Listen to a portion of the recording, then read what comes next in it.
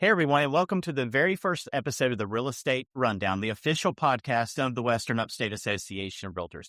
I'm joined today by Clay Vassey, our 2026 Chairman of the Board of Directors, and Addie Patterson, our Government Affairs Director. So today we're going to cover lots of topics that are going on with the government and the realtor legislative meetings that were held in D.C.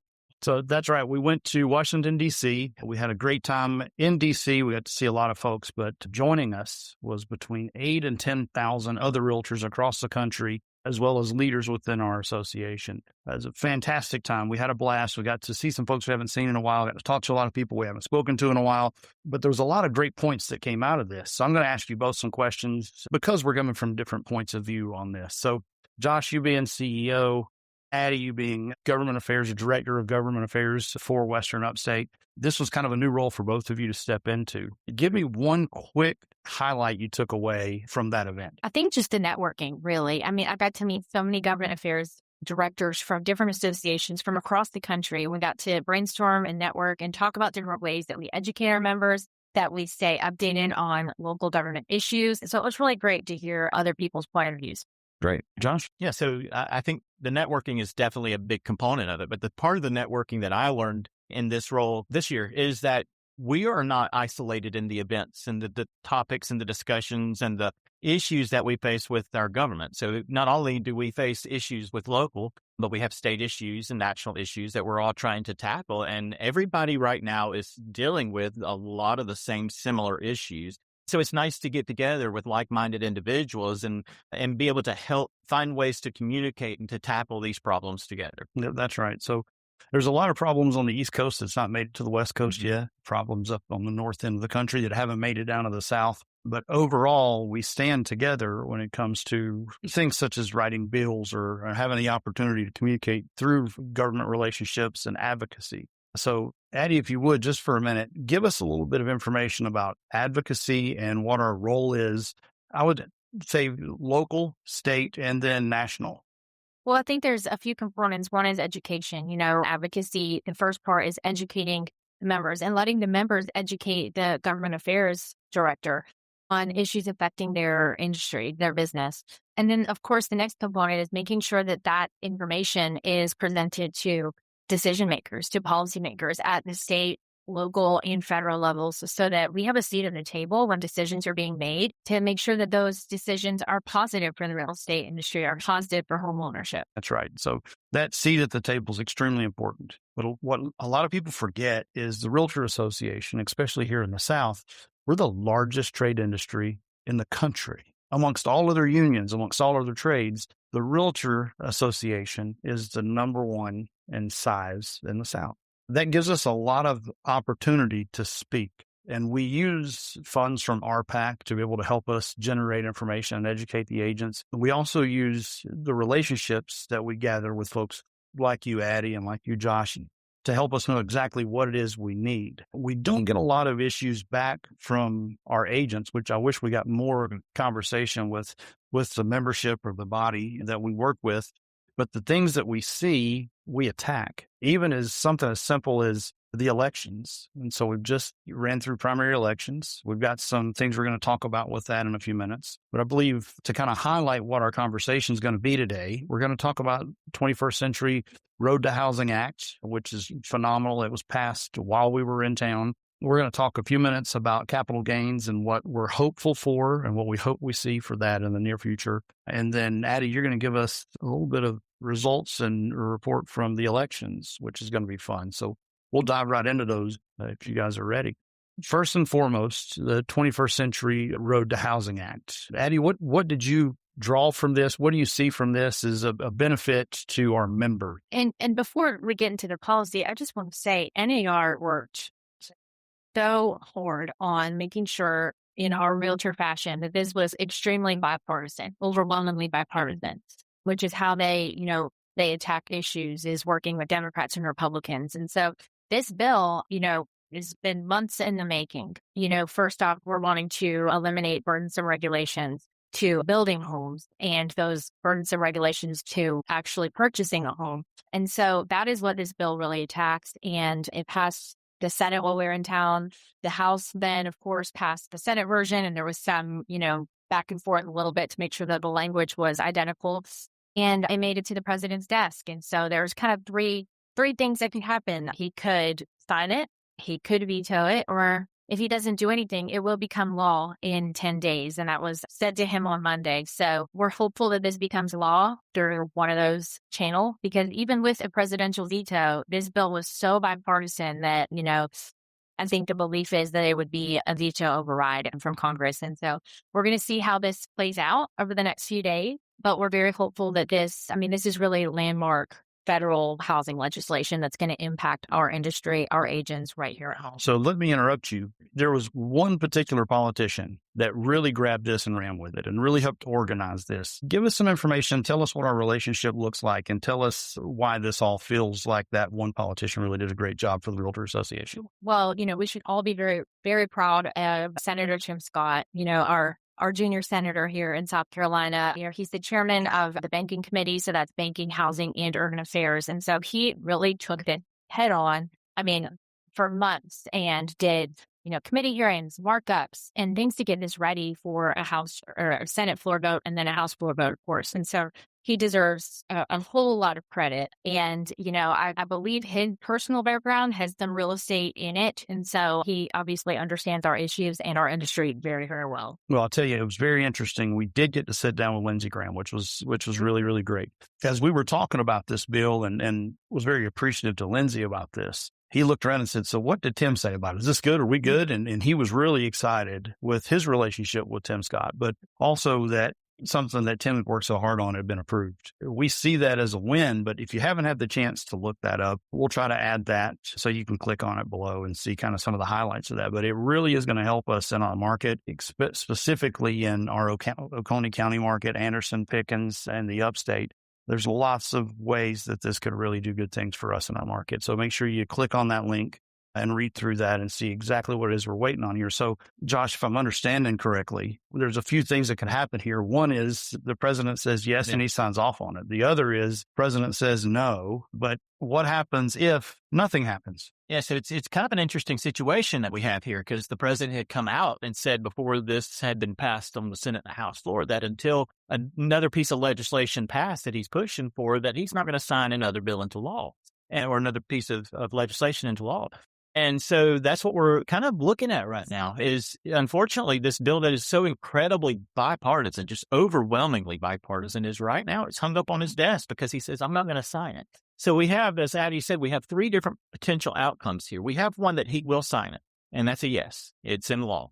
We have the other option that says, no, I'm going to veto it, which is going to set up for a really interesting dynamic because you have so many people that are so incredibly pro-Trump. Yep. So many people that are completely anti-Trump that we're going to really have to see then if that happens, what kind of really bipartisan kind of working relationship are we going to see with that? So if he does veto it, that's where it would go. The third outcome, which may be the most likely outcome, is that it just sits on his desk for 10 days. And if it sits on his desk for 10 days, it automatically goes into law. So if he signs it, it goes into law. He doesn't sign it or veto it within 10 days, it goes into law. And so hopefully between one of those two scenarios, we won't grab the popcorn buckets and see what happens if he vetoes it. But regardless, we do feel really good because it is such a strong bipartisan effort to do this. And with that bipartisan effort, the realtor party color is purple.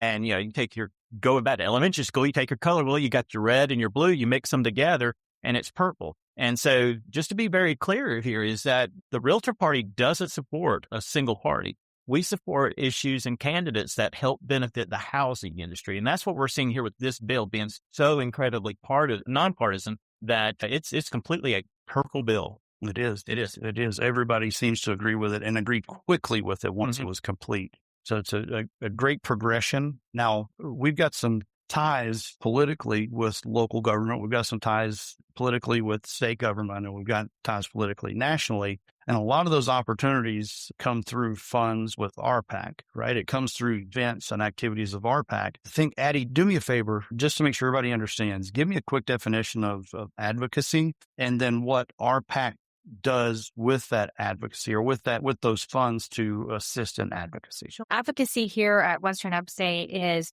your voice, your seat at the table with your local government and your decision makers.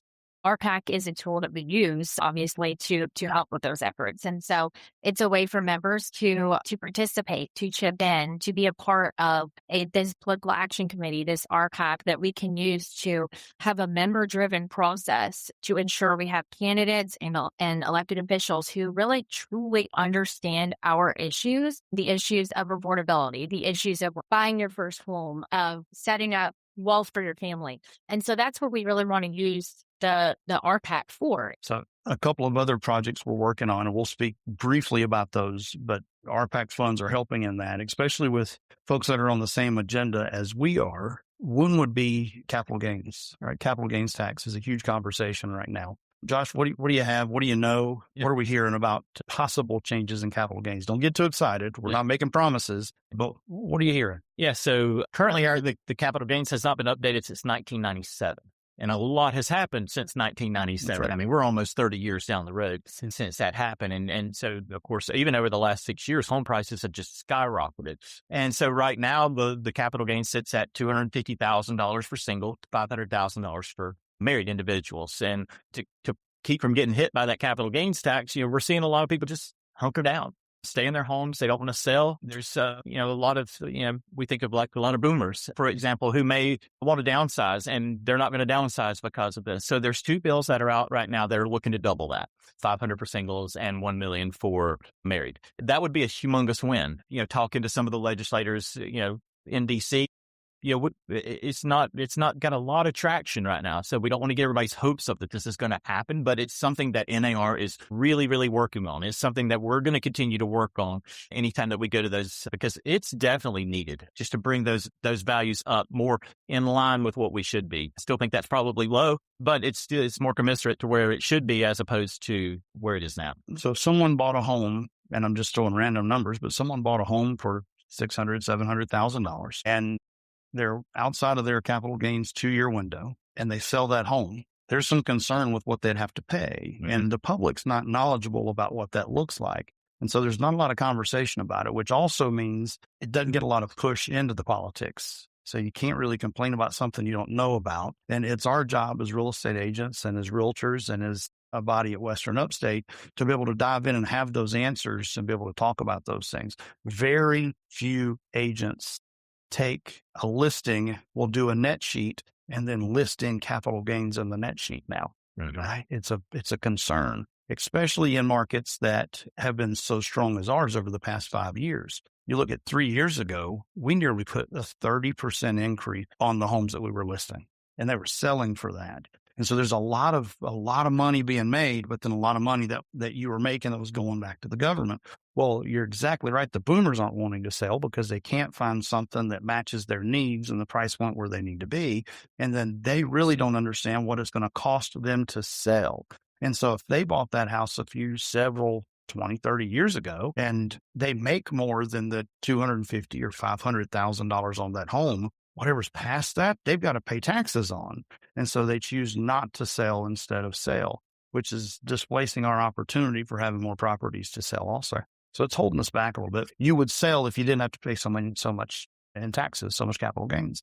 And so that's exactly where we're at on this. So these RPAC funds, the things we put together, the events that we put together, those are opportunities for us to stand in front of the right people and hopefully have the right people stand in front of us, that we can educate them, they can educate us, and we can assist them into whatever the role is that they're trying to be elected for. Right? Am I right? That's right. I mean, that's the importance of the Washington meetings that we have. And I do want to encourage everyone to make your voice heard. Come join us on those meetings. Next year, it's going to be late May. Join us on that. Come up to the Hill. Come sit with us. We have a seat at the table. That's something that a lot of organizations don't have. And the more people we have, the bigger numbers that we have, the more of an impact we have. If we wouldn't have gone and met with Lindsey Graham and told him that about capital gains, he wouldn't have ever been like, oh, okay, that was actually a good idea. It would have gone under the radar. So we do have a voice at the table, and that's very important. And I will say it's important for elected officials to hear from people in the industry from realtors. There's obviously Josh as CEO and myself as government affairs director. We are fighting on behalf of the members, but also they want to hear from you. So if you can come to DC next year and have a seat at the table, come into these rooms and have these meetings, it's really important to hear. So to bring that even to a more local level, at Western Upstate, we have 5 different committees that we're looking for members for right now. We have opportunity to have that seat at the table within our local MLS and local realtor association. We need people to come in and fill those seats so that we can get opinions and get ideas from all different parts of our market, so that when we do have the ability to meet with these folks, we then know what truly the body of realtors in our market need. And so we're going to say, come sign up, come register. But today at lunch, we had 2 agents go to lunch with us, and they both said they would love to be part of a committee. So if you don't know, that's your fault, not ours, because it's posted everywhere. We put it all over. All right. So let's talk just for a few minutes, kind of on an election report here. Addie, what do you have for statewide for the election report? Sure. So we just finished the primary season in June. And so there were a few races, kind of statewide races with RPAC recommended candidates. And so Lindsey Graham, who we just spoke about, there were a few other folks on the ballot with him in the Republican primary, but he was the RPAC supported candidate or RPAC recommended candidate. And so he will be moving on to the general election against a Democrat challenger in November. We also have our federal member of the House of Representatives, Sherry Biggs. So she also an RPAC recommended candidate for the general election against a Democrat in November as well. This was an interesting race. So in the Republican primary for Attorney General, PAC recommended Stephen Goldfinch, who is a current state senator here in South Carolina. He had 2 other opponents and ended up in a runoff against Solicitor David Stumbo in the runoff election. And Stephen Goldfinch was ultimately defeated in the runoff, but, we definitely had our RPAC recommendation behind him. And so those were kind of our statewide races that we were watching. So do me a favor. You said RPAC recommended. There's a vetting process for this. Oh, of course. Okay. Yes. This all member driven. So when we say RPAC recommended, we're not saying that we're pushing them as somebody you must vote for, but it's just saying that they support some common interest in the real estate industry and serving the public and their real estate needs. Yes, this is a member-driven process to make sure that, we get in touch with Republicans, Democrats, everybody that's willing to put their name on a ballot to see how they feel about personal property rights, home ownership, and if their views, kind of align with ours and our industry needs. And so this is really our recommendation of their views align with our views. And so, we're hopeful that they would be, a willing partner in their, official capacity once elected or if elected, that we can have open dialogue and open conversation with that individual to make sure our voice is heard. Good. It's very good. All right. So that was statewide. Being statewide is great, but let's go into more of our House election. Sure. So, I've got kind of a list here because we had a big primary season here for our state House elections. And so we had RPAC recommended candidates, all throughout the Western Upstate. And so, those notably are in House District 1, Bill Whitmire. In House District, who had a primary, House District 2, Adam Duncan. In House District 6, we had Kyle White as our RPAC recommended candidate, and he ultimately lost in that primary. We had District 8, which is our RPAC recommended candidate, Don Chapman, who ended up in a runoff and was victorious in that runoff. House District 9 for Blake Sanders, and then a fellow realtor, Thomas Beach, for House District 10.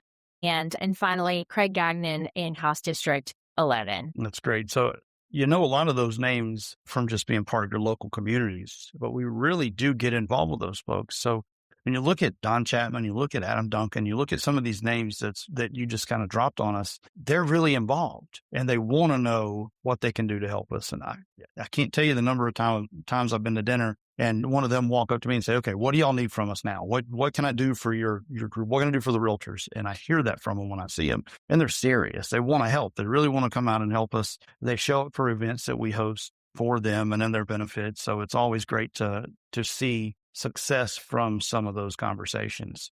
I think too, just as a side note, Addie and I were talking with one of our state House representatives that you just mentioned a minute ago. And he came to us and was talking to us specifically about a couple of bills that were being, up on the state floor. And he legitimately had a question on where we stood on that and why we stood on it, because he was kind of on the fence about these bills. And he wanted to know, okay, what is your side on it? Why should I actually vote for that particular bill? And of course, we're not lobbying or anything like that on our end, but if they ask us a question, we're willing to tell them. And that's the kind of relationships we like to build, because we're able to actually tell why we are going for these particular bills that are in Congress or the statewide. And so those kind of relationships are very beneficial, because they know that they can pick up the phone and call us. They know they can drop by and see us and say hey to us and send us an email, because we are willing to have that discussion with them. It's very true. Very true. And locally, in Anderson, Pickens, and Oconee, there are some county council races. In Pickens and Oconee, there are 2 seats in our region that are going to be on the ballot in November. And I will just point out in Anderson, it's very interesting that all of the seats are up for re-election every 2 years, which you don't see that on.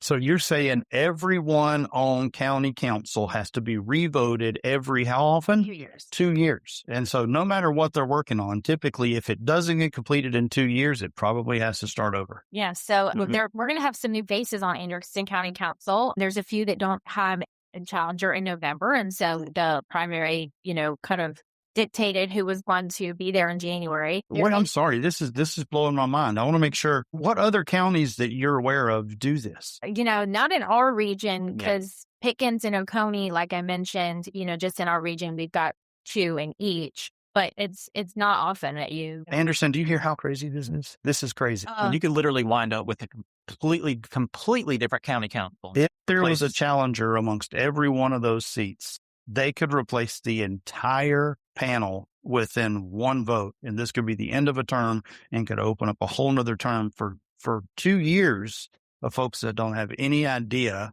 of what's been done other than just what they've heard. Right. So that's crazy. We'll have a lot more to report back on Anderson, Pickens, and Oconee. This is going to be fun. Later this year. It'll be interesting. There'll be some new faces, some new relationships to build, like what we were just talking about with bringing certain bills to their attention, things, we're obviously not going to agree or disagree on, this or that, but, the relationship building is key for these new faces, for the incumbents and the folks that already have been there. So it'll be an exciting time. That's good. That's good stuff. Well, what's one thing, if you could have one takeaway from all of the information you're throwing at us, what's one thing you could tell us that we need to know as realtors and servants of the public? What's something we should know or something we should be doing? That elected officials want to hear from you. I think that maybe if you haven't been in the government affairs space or anything, it might seem a little daunting, a little intimidating, or if you haven't gone to a trip to DC or Columbia, but they want to hear from you. Pick up your phone, give them a call. They have on all of their websites, there's a way to email these folks, to message them, to call them, and just introduce yourself. I'm realtor with, this brokerage or this agency, and this is what we're experiencing here in the market. This is information that I want you to have for your decision making. They want to hear from you. You are their constituent, or, their person that they're buying for your vote. Sure. And so that relationship, not just the relationship building from us with them, but with our members, is really key. And so we've got a new position that's opened up recently, that we've placed a realtor in line with some of our government officials so that they would have a consultant between the realtors and whatever their party may be. Locally, we have Rhea, who works with Sherry Biggs. And who is it? Someone working with Tim Scott right now? That individual is in Charleston. Charleston? But yes, they have in Lindsey Graham thing, but we've got Lorraine Harding. Lorraine Harding is working with Lindsey. Is correct. The federal political coordinator for Lindsey Graham. So it's great to have her here, and he's an Upstate local as well. So how did those folks get into those positions to be able to service the Realtor Association and be involved? So they volunteered. I mean, it's that simple. They volunteered.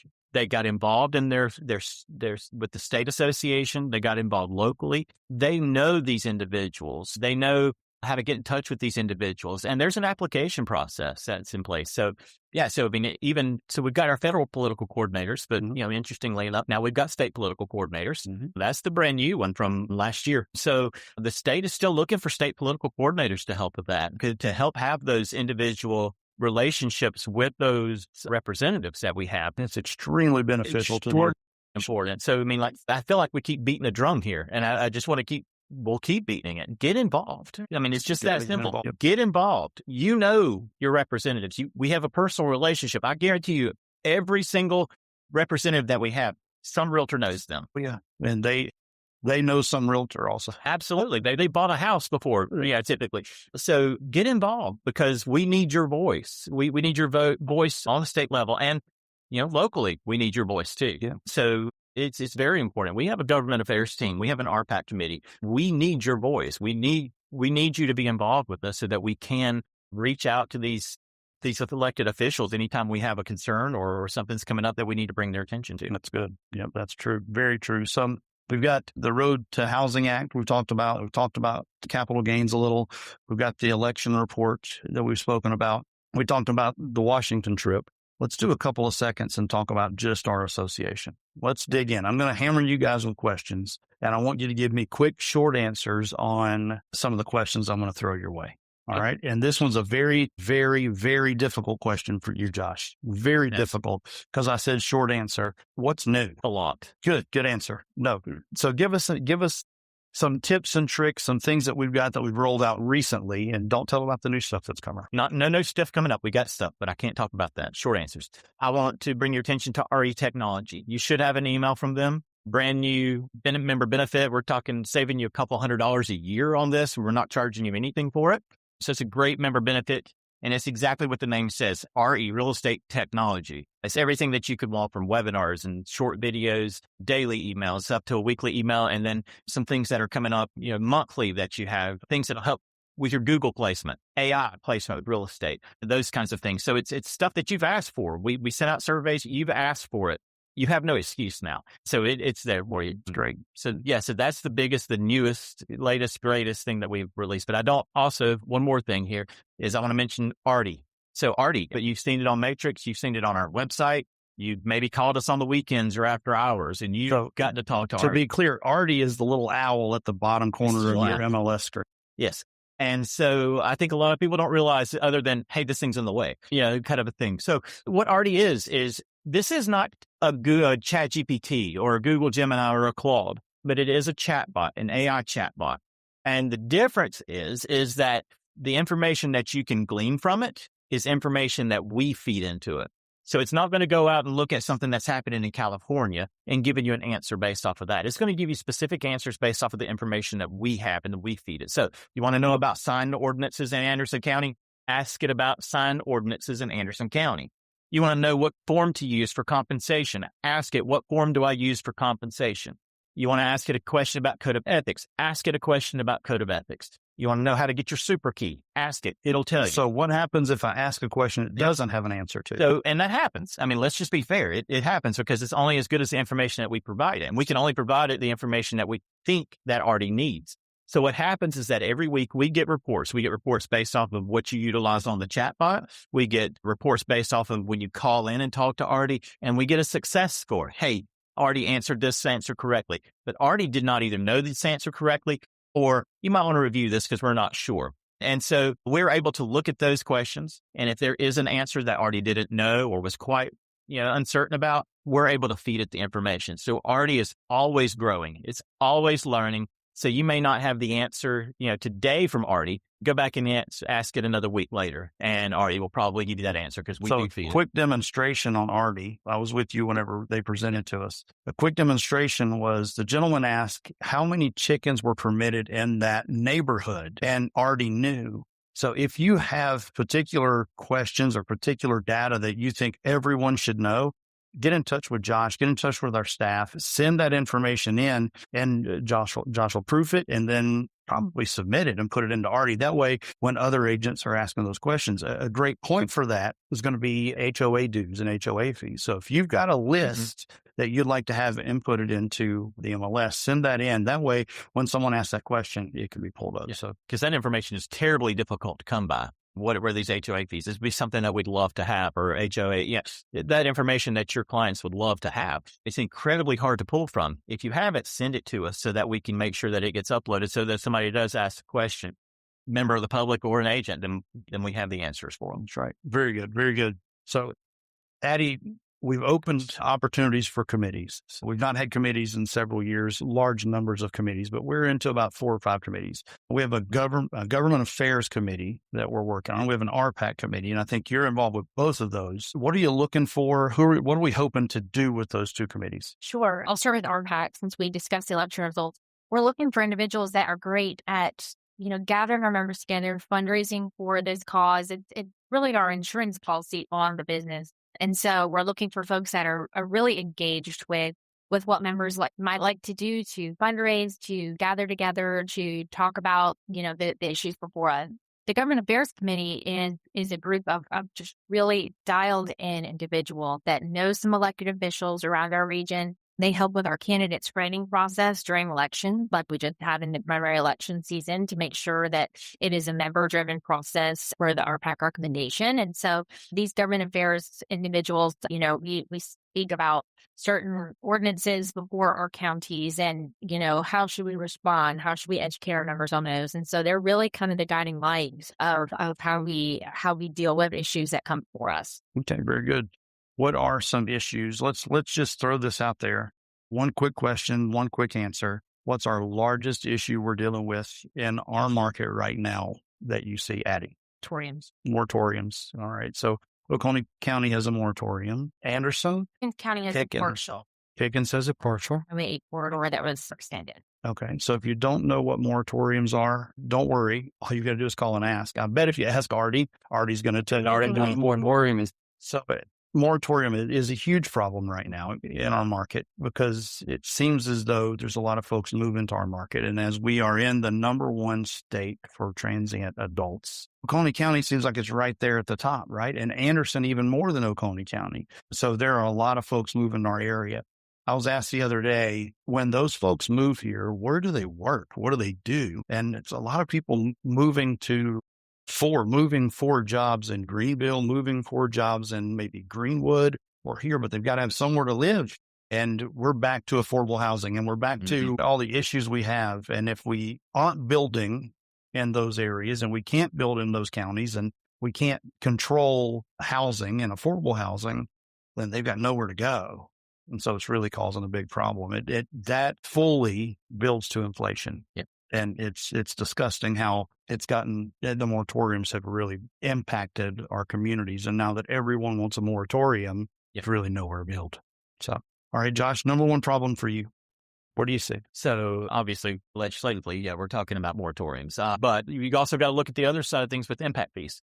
Impact fees are a real deal. A few years ago, probably more than a few years ago now, maybe about 5 years ago, Anderson County District 1, the school district wanted to impose an impact fee. And we're seeing them, and Easley's got a big impact fees right now too. But just to talk about a win for us, we don't like to talk about our wins a lot of times. And a lot of wins we can't talk about because it never makes it there. So that's another kind of key component of this. But the big win that we have, and we had a really big grassroots moment with realtors, was with this Anderson County District 1 impact fee that was being pushed by, again, the school district. And what happened is that we mobilized our members. Well, this is, a lot of you know Michael Day, happy retirement, Michael. We'll miss you. But this is where Michael really showed the need for a big grassroots effort from our members. And thankfully, we all came together. We spoke at meetings. We didn't yell at meetings. That doesn't help. But we spoke at meetings and we talked about the benefit of not having these impact fees, because where does that cost go to? And the cost of impact fees goes to the individuals buying the house, not to the builders, as it'd be glad to believe.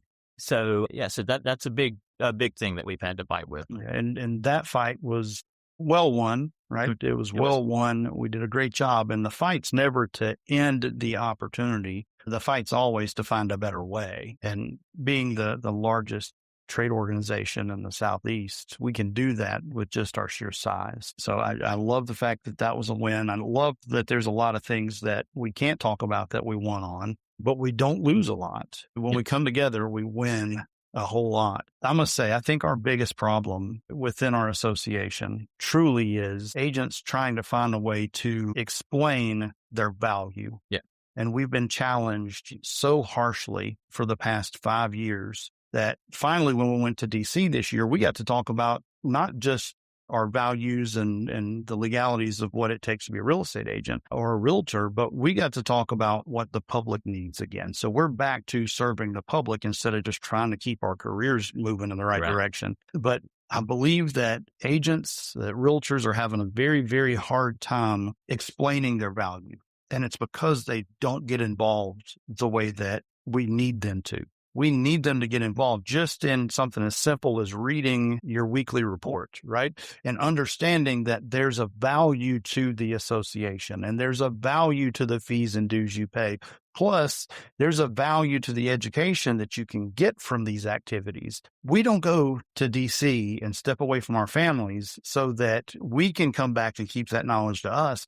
We go so that we can come back and share that knowledge and push that knowledge out to other agents. That helps increase your value. So when you're talking compensation and when you're talking how do you get paid and how do we pay another agent, and all this falls in line with that. All of this falls in line. And the more you know, the more value you have. And we're talking much larger here today on the sense of value with not just political, but private property rights and how to get involved and how to stay involved and how to make sure that we move bills and policies that help grow the wealth of our clients and the wealth of our industry and the wealth of our members. All of this is very important when we're defining what our worth is in this industry.